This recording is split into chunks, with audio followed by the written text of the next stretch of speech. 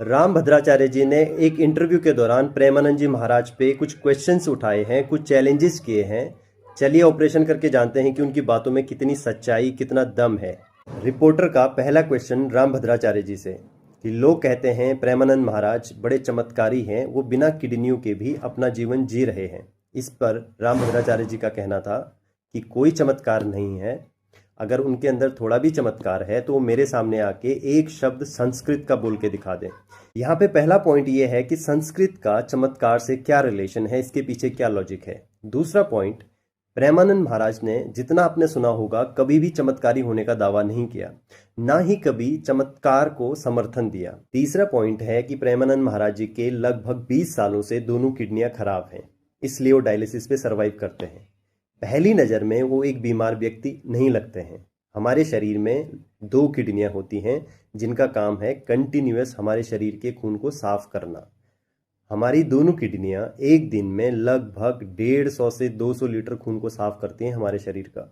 On an average 2 litre urine pass करते हैं एक हेल्थी मनुष्य एक दिन में। ये उस खून की गंदगी है जो बाहर निकलती है। ऐसे में एक व्यक्ति जो 20 सालों से एक मशीन पे सरवाइव कर रहा हो, क्योंकि जैसा काम हमारी किडनियां कर सकती हैं वैसा काम एक मशीन नहीं कर सकती है, तो 20 सालों से सरवाइव कर जाना जो कि बहुत रेयर है, ये किसी चमत्कार से कम नहीं है। दूसरा स्टेटमेंट रामभद्राचार्य जी का ये था कि अगर प्रेमानंद महाराज विद्वान हैं तो मेरे संस्कृत के बोले गए श्लोकों का मीनिंग समझा दें। चमत्कार केवल वो है जो शास्त्रों का ज्ञान जानता हो। इसका आंसर ये है कि संस्कृत एक लैंग्वेज है, भले ही बहुत साइंटिफिक है, लॉजिकल है, लेकिन अल्टीमेटली एक लैंग्वेज है। रामभद्राचार्य जी संस्कृत भी जानते हैं और शायद शास्त्रों को भी जानते हैं, इसलिए इनडायरेक्टली वो खुद को विद्वान भी बता रहे हैं और चमत्कारी भी बता रहे हैं। यहाँ पे ये समझना पड़ेगा कि रामभद्राचार्य जी जैसे विद्वान व्यक्ति को कौन समझाए कि ज्ञान का, विजडम का किसी पर्टिकुलर लैंग्वेज से कोई रिलेशन नहीं होता है।